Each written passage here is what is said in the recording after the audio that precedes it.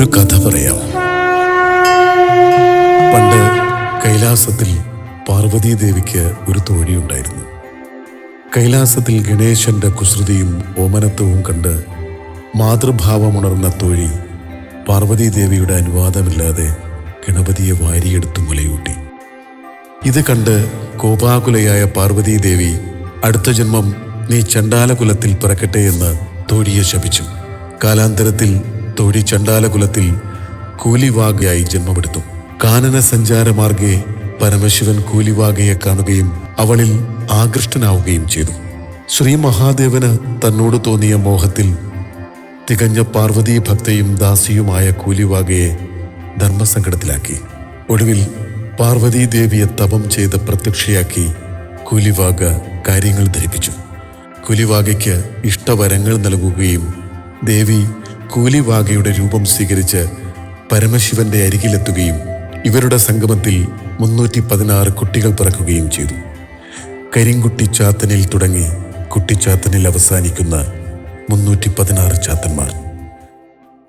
ചാത്തൻ കാലാന്തരങ്ങൾ കഴിഞ്ഞിട്ടും ഇന്നും ചാത്തനെ രഹസ്യമായും പരസ്യമായും ആരാധിക്കുന്നവർ നമുക്കിടയിലുണ്ട്. നന്മയ്ക്കു വേണ്ടിയും തിന്മയ്ക്കു വേണ്ടിയും. ഇത് തിന്മയുടെ കഥയാണ്. ഇത് അവളുടെ കഥയാണ്. ഭദ്ര.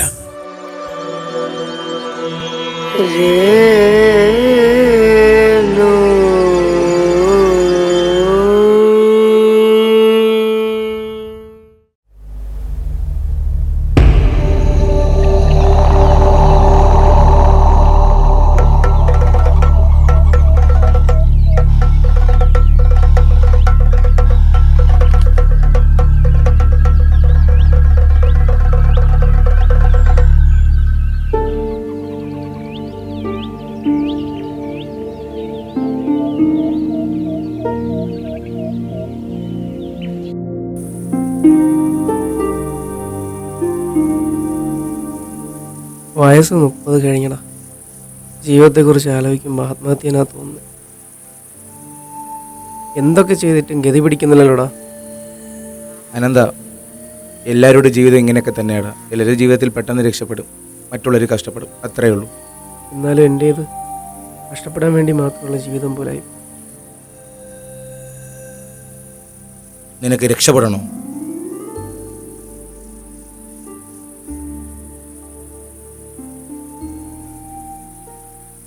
നിനക്ക് ഈ മന്ത്രവാദത്തിലൊക്കെ വിശ്വാസമുണ്ടോ? സേവ, ചാത്തൻ സേവ. സേവയോ? എടാ, നീ എന്താ ഈ പറയുന്നേ?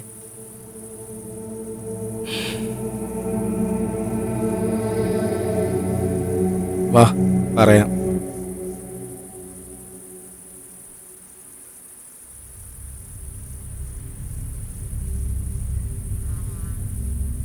ഞാൻ പറഞ്ഞിട്ടില്ലേ, നമ്മളൊക്കെ ജീവിതത്തിൽ കഷ്ടപ്പെടുമ്പോൾ മറ്റുള്ളവർ രക്ഷപ്പെടുമെന്ന്. അത് എങ്ങനെയാണെന്ന് നിനക്കറിയാമോ?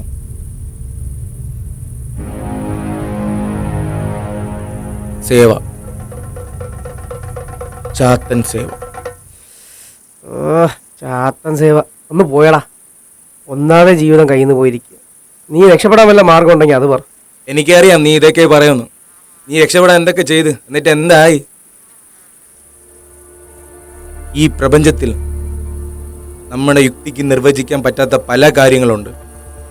അത് മറ്റുള്ളവരോട് പറയുമ്പോൾ വിശ്വസിക്കണമെന്നില്ല. നിന്നെപ്പോലെ. നീ ഇതെന്ത് അനുഭവത്തിൻ്റെ വെളിച്ചത്തിലേ പറയുന്നേ? അനന്ത, ഇവിടെ നിന്ന് മൈലുകൾക്കപ്പുറം ഒരു ദേശമുണ്ട്. ഘോരദേശം.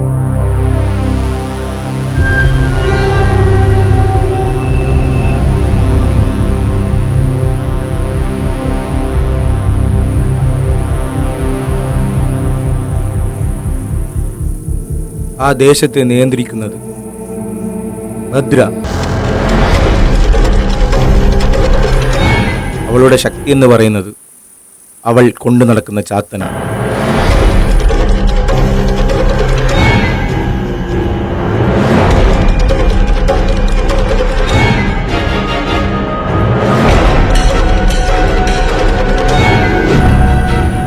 ആർക്കും എന്തും നടത്തിക്കൊടുക്കുമായിരുന്നു ഭദ്ര ചാത്തനെ ഉപയോഗിച്ച്. രക്ഷപ്പെടുന്നവരെ കഷ്ടപ്പെടുത്താനും കഷ്ടപ്പെടുന്നവരെ രക്ഷപ്പെടുത്താൻ ഒരേ സമയത്ത് കഴിയുമായിരുന്നു ഭദ്രയ്ക്ക്. നല്ലവർക്ക് എപ്പോഴും ഭദ്ര നല്ലവളെ, മറിച്ചാണെങ്കിൽ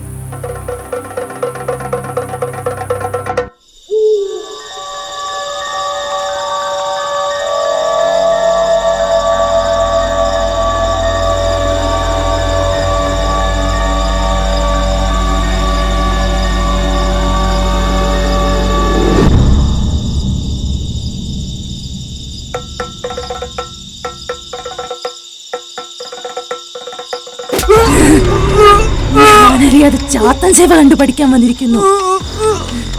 ഈ ഘോരദേശത്ത് ഒരു ചാത്തൻ സേവ മതി, അത് ഈ ഭദ്രയുടേതായിരിക്കും.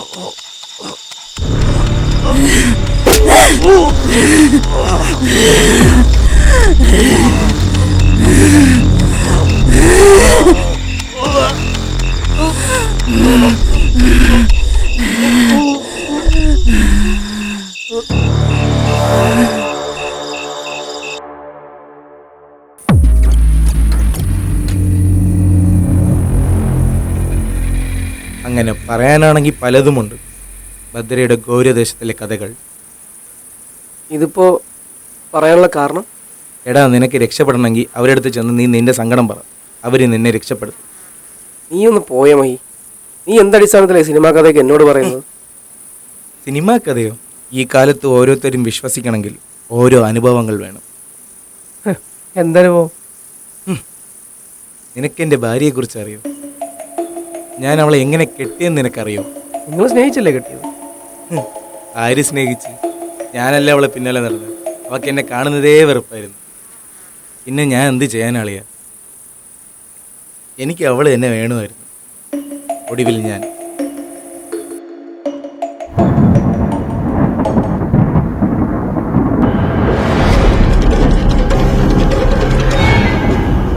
ഇരിക്ക്. നിനക്ക് അവളെ തന്നെ വേണോ?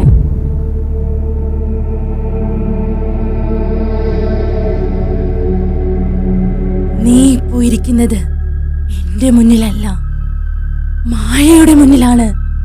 സാക്ഷാൽ വിഷ്ണുമായ. ഭക്തിയോടെയാണെങ്കിൽ നീ ആഗ്രഹിക്കുന്നത് എന്തും നടക്കും. മറിച്ചാണെങ്കിൽ നിനക്കിവിടെ നിന്നും പോകാം. അവളെ എനിക്ക് വേണം. അതിനുവേണ്ടി എന്തും ചെയ്യും. ഈ മിഠായി കയ്യിൽ പിടിച്ച് ഒരു 10 നിമിഷം കണ്ണുകൾ അടച്ചിരിക്കെ. ഇവിടെ എന്ത് ശബ്ദം കേട്ടാലും എന്തൊക്കെ സംഭവിച്ചാലും നീ കണ്ണുകൾ തുറക്കരുത്.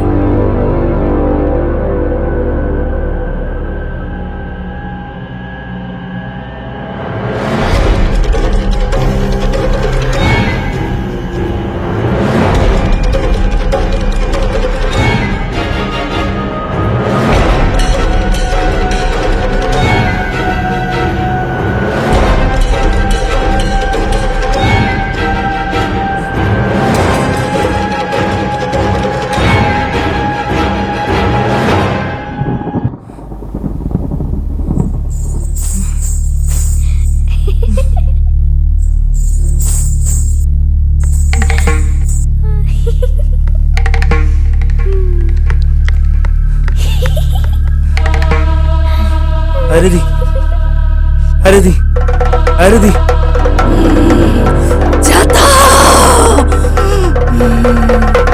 ഇനി കണ്ണു തുറക്ക്.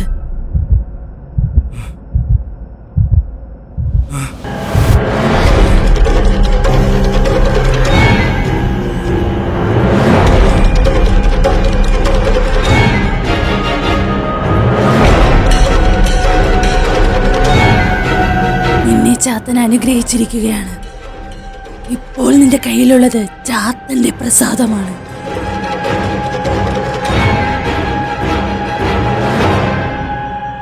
ഇത് നീ അവളെ കൊണ്ട് കഴിപ്പിക്കണം. അങ്ങനെയാണെങ്കിൽ നിങ്ങളുടെ വിവാഹം ചാത്തൻ കഴിപ്പിക്കും.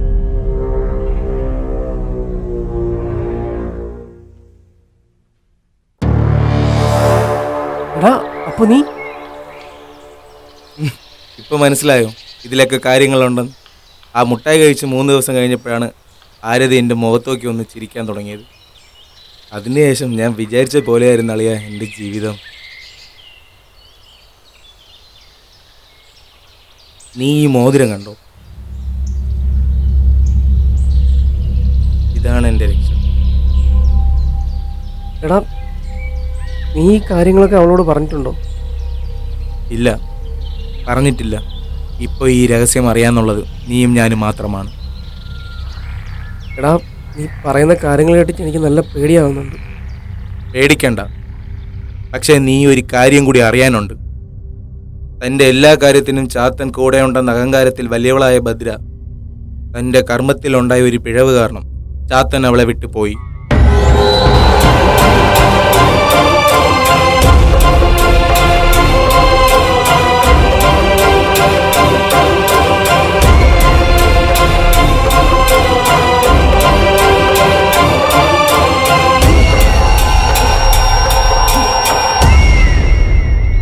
എടാ, നീ എന്തായി പറയുന്നേ?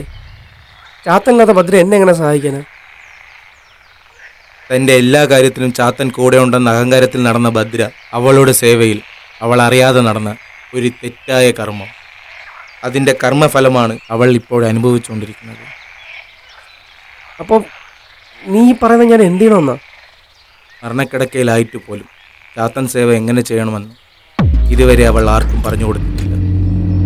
ചിലപ്പോൾ അവസാനമായി കാണാൻ പോകുന്ന നിന്നെ അവൾ കൈവിട്ടില്ലെങ്കിലോ? അതൊന്നും ശരിയാവില്ലടാ. എൻ്റെ അറിവും അനുഭവവും വെച്ച് ഞാൻ പറയാനുള്ളതൊക്കെ പറഞ്ഞ് ബാക്കിയൊക്കെ എൻ്റെ ഇഷ്ടം.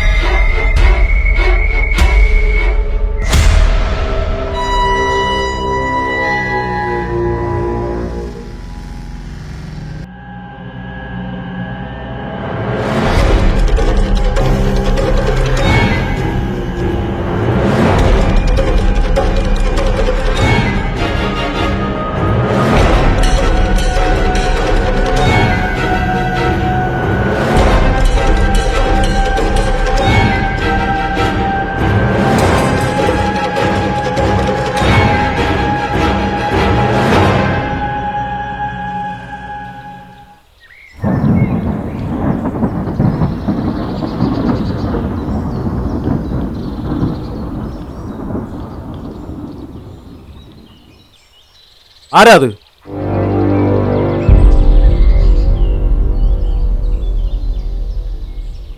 ആരാ നീ? നിനക്കെന്താ ഇവിടെ കാര്യം? ഭദ്ര,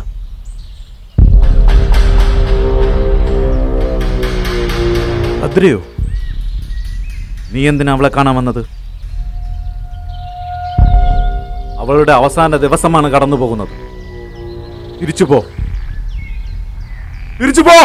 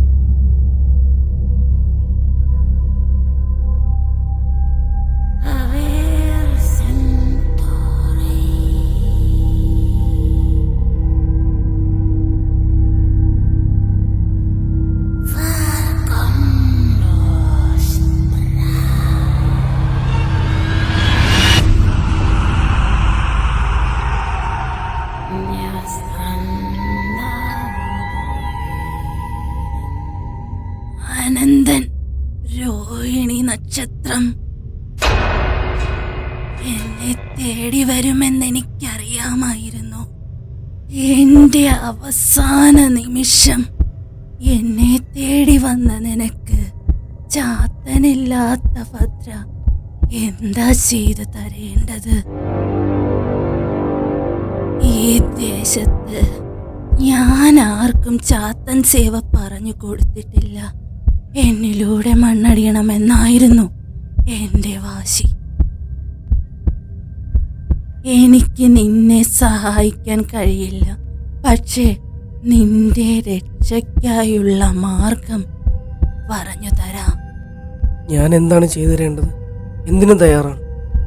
ഞാൻ മാത്രം ചെയ്തിരുന്ന ചാത്തൻ സേവ ഇനി മുതൽ നീ ചെയ്യണം. എന്നെ വിട്ടുപോയ ചാത്തനെ നീ കൂടെ നിർത്തണം.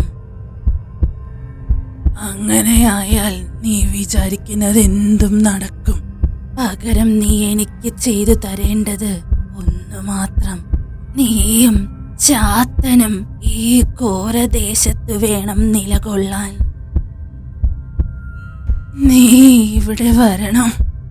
അതിപ്പോ എന്റെ മരണശേഷമായാൽ പോലും. ചാത്തനെ സ്വായത്തമാക്കാനുള്ള വിധികർമ്മങ്ങൾ ഞാൻ പറഞ്ഞു തരാം. ഈ വരുന്ന ഗ്രഹണ ദിവസം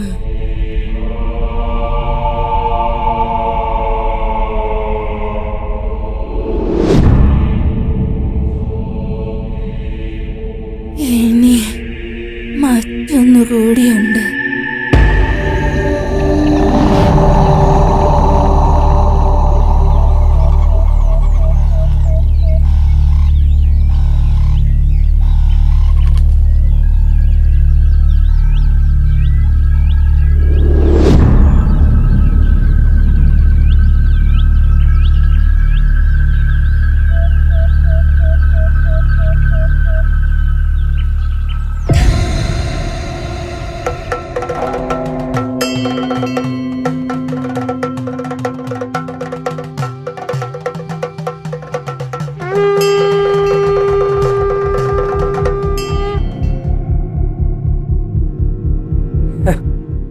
അപ്പോ ഇതാണ് ഭദ്രയുടെ ആവാഹനത്തറ. ഇനി താളിയോല. ഭദ്ര പറഞ്ഞതനുസരിച്ച് തറയുടെ ഇടതുഭാഗം.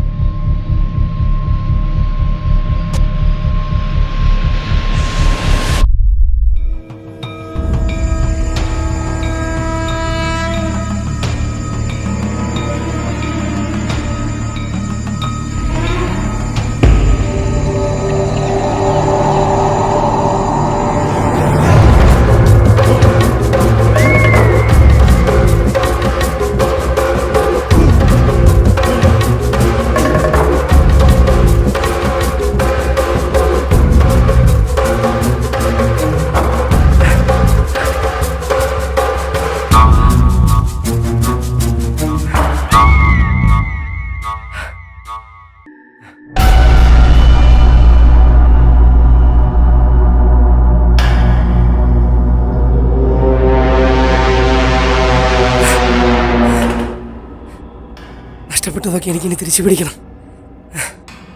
ചാത്തനെ എനിക്ക് സ്വന്തം. ചാത്ത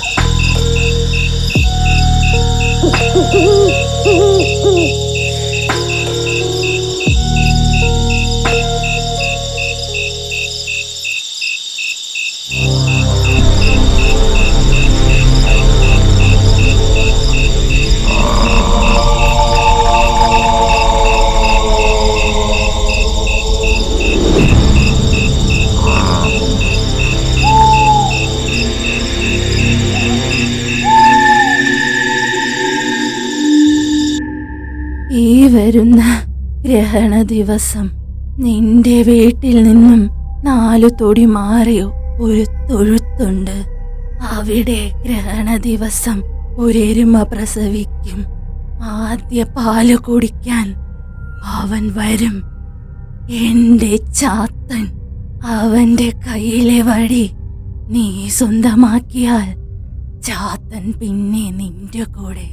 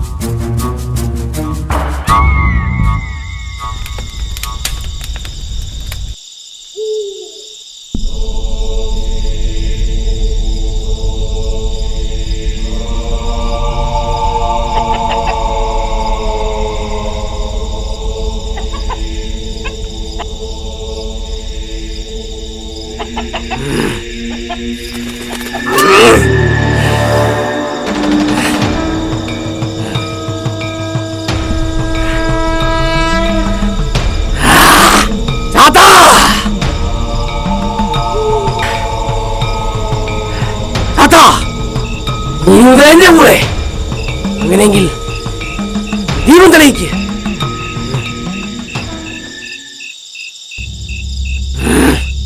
താത്താ, പരീക്ഷിക്കാമോ നീ എന്നെ?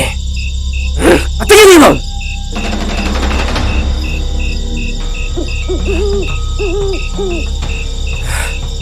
എന്തോ ഞാൻ മറന്നിരിക്കുന്നു.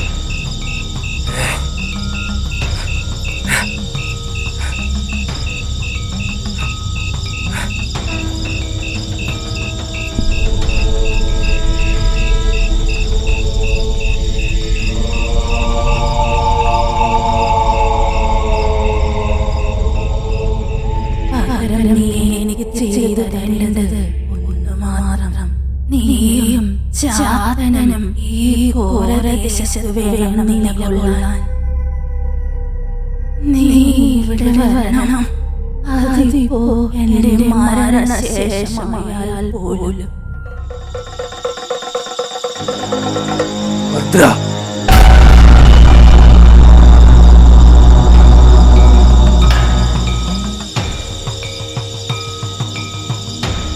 ഓരോ ദേശം വരുന്നു.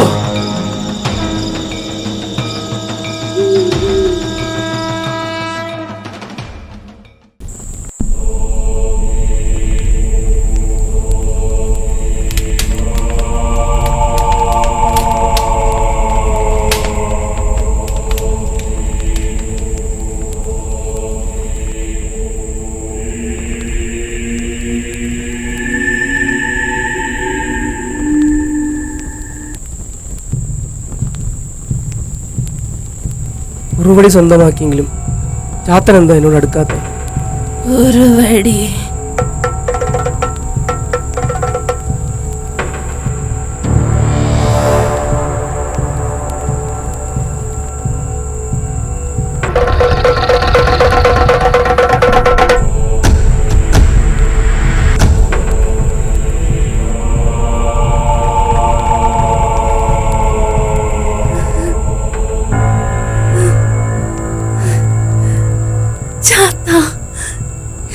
എന്റെ ചാത്ത, നീ തിരിച്ചെത്തി. തിരികൊളുത്ത് ചാത്ത.